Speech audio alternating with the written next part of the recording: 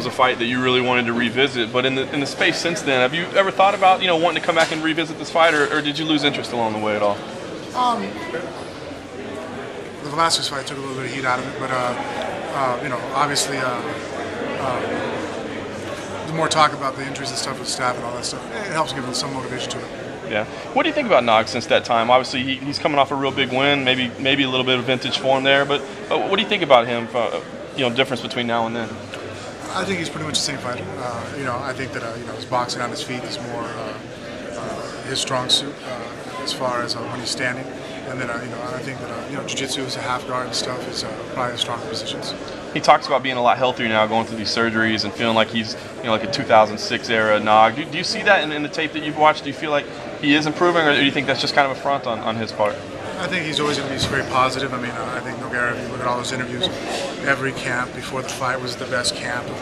Every training session was the best, and he feels the best, and he's back. And then after the fight, we talk about what injuries were happening. So it's hard to really get a fix on that. I do know that, watching the Brandon Schaub fight, he seemed still kind of hobbled and injured. But then he himself said that, he was injured before that, or wasn't ready quite yet, I guess. I forgot what the statement was that fight. He looked like the same fighter to me. The way he moved his head, the way he moved his hands, his footwork. But I mean, after 40 fights, how much you really want to change? Is there danger of overlooking a guy like that, somebody that you've beaten before and you don't think has really gotten any better? Oh, of course, there's always that threat. But I mean, that's one reason why in the gym I really try not to focus on my opponents as much as I focus on myself, on what I need to do and improve. If I take a shot on somebody in the class in practice on Whitehead, and they'll be like, well, that would take Nogueira down, but that wouldn't take down. Well, then it's not good enough. It has to take down. If Brock was in there, I wanted to take him down. Kane or Shakarwin, or I'm trying to beat everybody who's best at what position and beat them. Not just play the opponent, because that's why I think you're caught by surprise.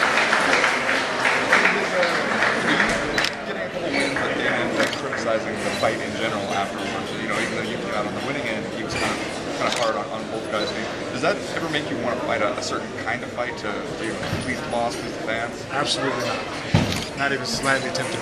I want to go out there and fight the best fight possible, because if you look at the most successful fighters, I don't think they really listen too much. I mean, Georges St. Pierre, he could take more risks, I guess, but then I think that'd be silly. He goes out there and wins fights, and he's very strategic about how he does it. I'm a fan of it.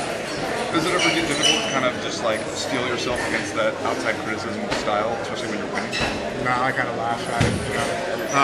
With the Miracle fight, I saw a little bit afterwards, like, I could have done a little bit more. I think I was overly cautious, and I respected Miracle probably more than, not that it's ever a bad thing to respect somebody. I think maybe I was really looking for the old, Miracle. I expected head kicks to come flying, and really was watching for it.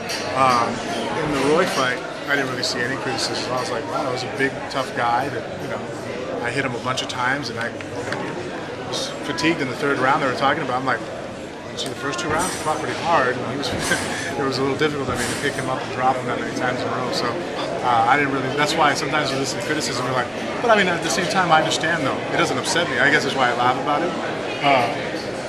Dana's the promoter. If I walked out there and got knocked out in 30 seconds and everybody cheered, he's happy. I'm not happy. So I want to go out there and win. So at the same time, he can be upset, or anybody can be upset back and forth. But I don't think we take it personally. I know that Dana, the promoter, is not Dana, the guy. And me, as the fighter that walks into the octagon, I'm out there looking for number one. That's me.